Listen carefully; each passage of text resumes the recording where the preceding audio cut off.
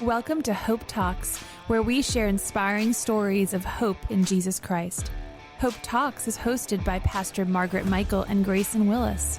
Join us for uplifting stories of triumph, faith, and the enduring power of Christ's love. Also, if you're in the listening area, tune into 1470 AM or 102.1 FM WBTX to listen to Hope Talks every Sunday at noon. Welcome to today's broadcast of Hope Talks. I'm Grayson Willis. I'm Pastor Margaret Michael. Thanks for tuning in, and today we're joined by Judy Buskirk. Judy, how are you doing today? Doing well, thanks. It's great to have you, and Judy's here to share her testimony with us today. Judy, just start out by telling us about where you're from and about how you grew up. Okay. I grew up in southeastern Pennsylvania, a small township called Franconia. And I'm the oldest of three. One brother lives up in Pennsylvania yet, and the other one's down here. And grew up on a farm and learned very quickly that there's a lot of hard work related to that. But that was all good. I also grew up in a church. We were in the Mennonite church, and I could not wait to get there. Sunday mornings, Sunday evenings, Bible study, Bible school, youth group. It was foundational in my life. So Sounds like you probably were there anytime the doors were open. Pretty much. Yeah. Yep. Did you sang in the choir? I did sing in the choir. From when I was even young, Mom would sing at the funerals that they had. And so I would even sit with her. I can still envision it, sitting there on those side benches singing at funerals. Yeah. So, music has always been a part of my life, always. Yeah, I kind of figured that. I know that you love to sing. So, and that's great. It's a great way to engage with the Lord. And, so you grew up there in Pennsylvania and grew up in church. Did you all go to a public school? Did you go to private? I went to public school till 10th grade. Okay. And from 10th to 12th, I went to Mennonite school. It's now called Dock Academy. When I was going to school, it was called Christopher Dock Mennonite High School in Lansdale.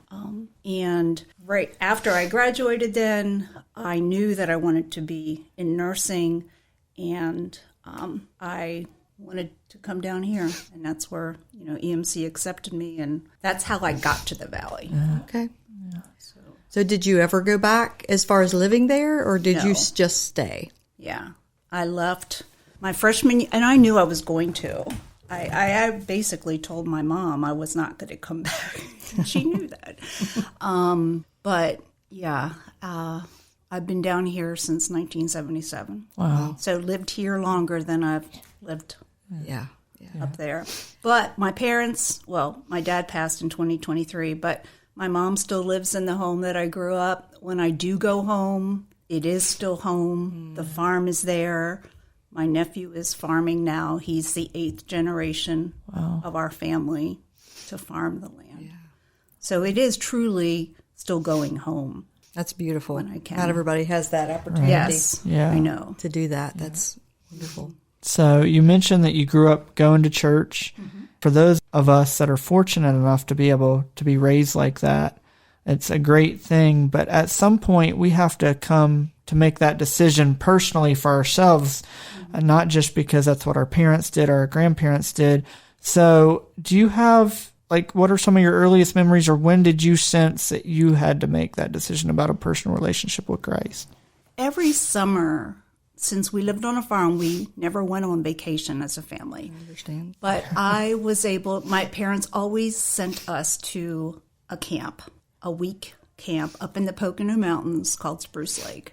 It was there every summer I probably was there at least 8 summers. I can't go back and count right now, but it was just a wonderful time in the mountains, but also I just felt so much closer to Jesus up there.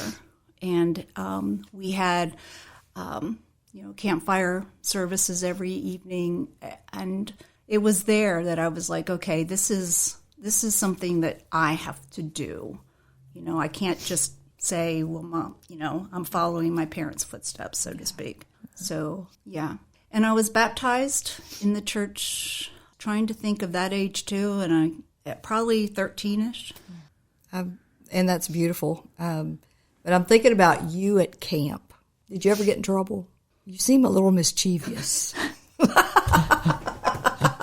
I just have to ask. Not that I can remember. I just always like to have fun. Yeah. So you don't have to be in trouble to have I don't fun. really have to be in trouble. It's just that we always had everything we did, we just had fun doing. Yeah. I remember laughing a lot, and that was then, and I still laugh a lot now. So, yeah, I don't have any. But it didn't bring you to trouble. That's great. No. That's great. No. Think back, and you were there to worship and to enjoy creation. Yeah. I believe that you all had fun. Like, I just think if you're around, whoever is around you is going to have fun. So do you have any fun memories from your years of going to camp that stick out to you or that you would like to share? Not necessarily, but just enjoying that landscape. You know, every weekday we would walk over to the main camp to go to the swimming pool. So we had to, I don't even remember how far it was. It seemed like a good distance. It probably wasn't even a mile. But just, for me, it was just being out in nature and just being with other people, making new friends. I had a lot of different people that back then you could do pen pals and that kind of thing. So I met a lot of neat people. And then when I came down here to go to college, some of those people were down here. Wow. So it was kind of neat. Cool. You said you applied for EMC then, which is EMU now. How did you hear about that? Because you grew up Mennonite? It was my church school, yeah. Fun story, I chose EMU because it was just a prettier campus, because the other one is out in Indiana. And I really wanted to go out there because my aunts and uncles lived out there. But when I went on that campus, I'm like, no. There was a train that went right through the campus, and I'm like, I need my mountains. Was the other one Goshen? Yeah, Goshen College. Yeah. So, yeah, all that was, I knew what I wanted to do, and it all kind of worked out that way at that point. So, yeah, I came down here to go to nursing and met a young man the first month that I was at school. And we started dating, and he was from Hartville, Ohio. And we got engaged in our spring of our sophomore year. And pretty much I thought my life was figured out for me. I know I was very young, 20 years old, but, I found the guy that I was going to get married to. I had my career, or I was working towards my career. And June 27th, that all changed because he was at a youth group outing at a Berlin Lake in Ohio, and he drowned. And at that point, my life I didn't quite know what to do. But so many people came around me, surrounded me with just so much love and support. I'll never forget. And this dear woman is still, she's in her 90s, but she had 4 young boys at the time. But she came over that night and spent the night with me because my mom had just had surgery that day too, and she was in the hospital. And my dad and I were never super close. So, he wasn't really there. I don't think he knew how to support me, so to speak. But this lady, her name was Nancy, and she just stayed awake with me all night long because I couldn't sleep. And she read Psalms. And that taught me a lot about being present. Yeah. Just being, I'm sure she was so busy with her normal daily things. And yet she came over and spent time with me. And I've told her many times since that was so appreciated that. But yeah, that changed a lot of what I thought I was going to be doing with my life. And then, people were telling me, oh, you don't want to go back to, school. It's going to be too painful for you. And I'm like, nope. I tend to just want to, I want to just go through the brick wall or wherever I need to go through with God's help. I want to do it because I don't want to stay in this place. You know, I don't want to be bitter or, you know, whatever those emotions would be. So I came back and finished school, and then I got a job right away at RMH on the pediatric floor. And about 7 years after John died, I got married. I started dating somebody that was working at the hospital at the time. And we had one son who's going to be 38 this year. And I think during that time with work, marriage, being a new mom, all those kinds of things, I think I know my priorities were a little messed up. And I wasn't keeping my eyes focused on Jesus like I had been. Still going to church, but that's not what it's all about. And about 10 years into the marriage, he told me that there was someone else and that he wanted to, you know, get out. And man, I thought death was hard, but divorce so much more for me. You know, death was, when John died, he died loving me and he died loving Jesus. Divorce is all about rejection and grief and shame. And, you know, the way I grew up in the Mennonite church, it was just not, you know, it was like the worst sin possible. Right. But I'll tell you that, you know, I was so nervous to call my parents and tell them, you know, what was happening. I called them. There was not one. They were so loving, so loving, and never, well, I told you so, or, you know, what were you thinking, or, you know, you need to stay with him, those kinds of things. They were just so gracious. Yeah. Again, something I learned, you know, because unless you walk it, you don't know it. That's right. You know? Yeah.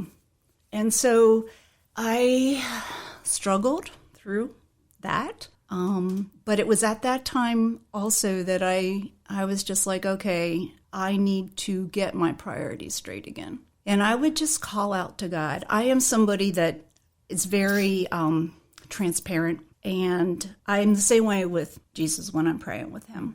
You know, I'm just like, you know, like if I'm really angry, he's going to know it because he knows it already. So why not? He can take it. Yeah. Yeah. He wants us to be honest with him. He wants us to be honest.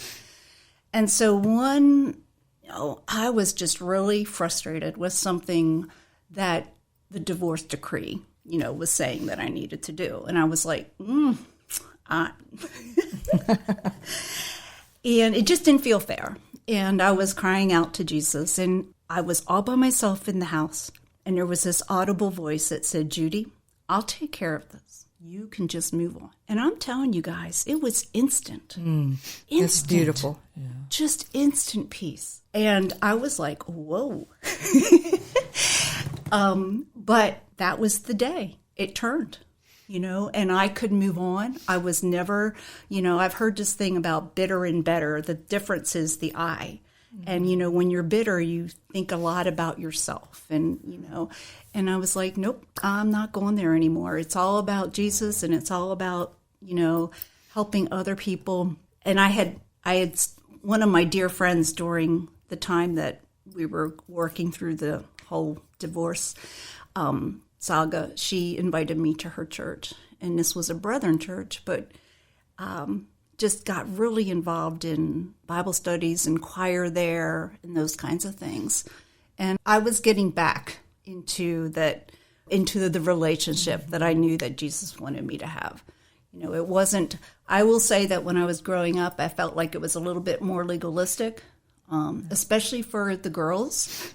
I felt like there was a lot of rules about outward appearance, and I was like, that just doesn't seem fair. But anyway, we, you know, moved on, and I know it's all about relationship with Jesus. Yeah.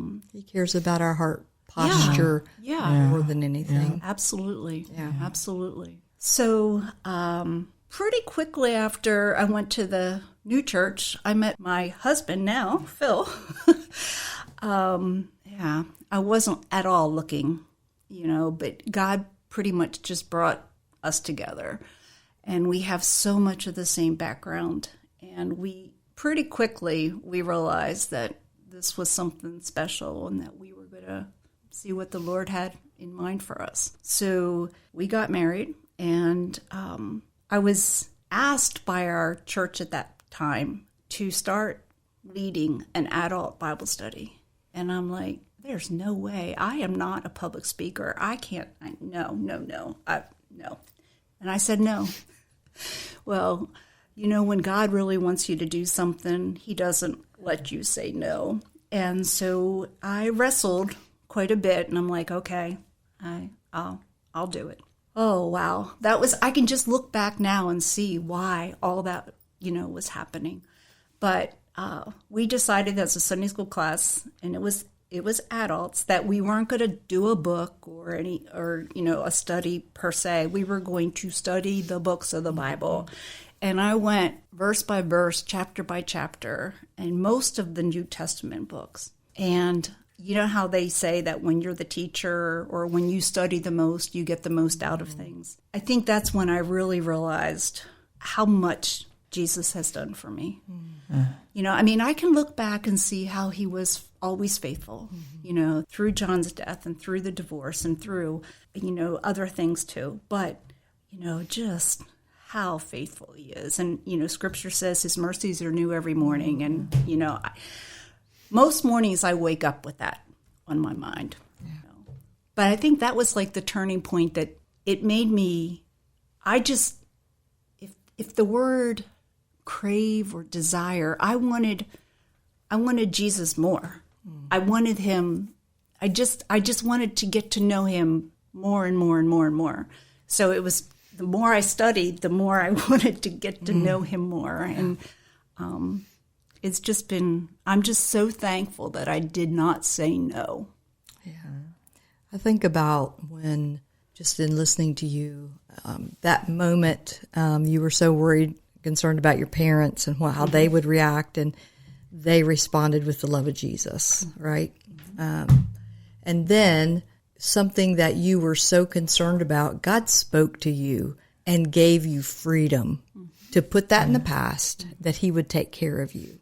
And I wonder if that had not happened, how you would have engaged moving forward. Would it have been different? There's something about when we hear from God and we know that we heard, and the thing that you were dealing with where he told you just to move on, like he can take care of in a second what we can try years to do or a lifetime to do. And just thinking about that, I don't want to miss that moment where you stop and you listen and you give God opportunity to speak in to your story and into your life and to give hope. And sometimes, especially when things are hard, we want to pick up and move on. And so, I don't want to miss that for those that are listening today. Like, if you're going through a hard time and you're not sure, like being able to seek the Lord in whatever place that you can hear best, if it's outside, if it's in the mountain, like sometimes there are places that we hear clearer. That's a lot of times outside for me. But just realizing how impactful that must have been for you in that season. Yeah, because I can tell you right now, I wouldn't be here and I wouldn't be married to Phil because the trajectory was not going right that way. Yeah. But just being able to, when I think he has spoken to me a couple other times that I've heard him audibly speak, but this was probably the most transformative. And, now, since I've had that experience, when things do happen, I tend to go, how I think some people will go to their best friend or, spouse, and there's nothing wrong with that, but I tend to go to him first. Yeah. Because I know he loves me unconditionally. He loves all of us unconditionally. That's right. Yeah, that's powerful. And when you were talking about that, I was just thinking about a perfect picture of peace that passes understanding. You might not be able to explain it, but you could feel it, and it was undeniable to you. And And the transformation that comes from that. I think that's the other piece, like the transformative work in our lives when we just seek Him, surrender. And sometimes we don't even realize it's happening, you know. I think a lot of times we don't realize that that's really happening until we engage in a different way when we come against something that's hard. And we begin to, you know, I've dealt with that a little different than I had before. It's beautiful. And Judy, how did you all end up here at the Church of the Nazarene? Well, there's another story to that. God spoke to me. We were involved in a church, and He told me we needed to leave that church in a very, very clear way. Yeah. And we were both like, and I'm saying we, Phil and I, we were both like, no, you know, we're happy here. We like this church. This is our family. But again, I was like, I'm not going to, you know, when I hear a voice this clear, we're doing something. So we came here one Sunday. I didn't know anyone. All I can say is that God brought us here, and we came, and the first Sunday I was like, whoa, this is like a convention center, because it was so big compared to our smaller church. But that very first day I was like, okay, I felt like I was at home already, if that makes sense. Yeah. And, you know, when I think about going back and saying yes to Sunday school, well, then in 2011, when we started life groups here, you know, it was very easy to say, okay, I can lead. And that has been just such an amazing experience of how God has brought the people into the group that He wanted in, and just how we have become so cohesive, and just how God has worked. And we've been through literally a house fire, you know, not us, but some members of our group, and, you know, lots of different messy kinds of life things. But God's faithful, and He shows up when He needs to show up, and we just have to be faithful back. But I would never have seen myself as a teacher or a leader of anything like that. I was a leader at work, but I didn't feel like I could lead, you know, at church. Yeah. He qualifies the called. Absolutely. Yeah, that's for sure. Well, Judy, it was kind of funny that you mentioned that you said yes to lead in Sunday school, and then how because of that yes, when we started life groups here at the Church of the Nazarene, it was an easy yes. And so, I don't know, maybe the Lord's revealed it to you since then, but maybe that is why He had you come here, for you and Phil to be leaders in life groups and to build those relationships. And I've heard my dad say before, you know, church isn't known by their seating capacity, but by their sending capacity. So maybe your previous church was a sending church. Could be. Yeah. Could be. I do know that coming here, we have grown so much in our personal faith, and in, you know, just the solid biblical teaching that we get on a every Sunday morning basis and other days during the week. It's been wonderful. And I just sometimes feel bad for people that aren't in relationship with Jesus. Yeah. Because the joy that He brings. Margaret, you said earlier I could be mischievous.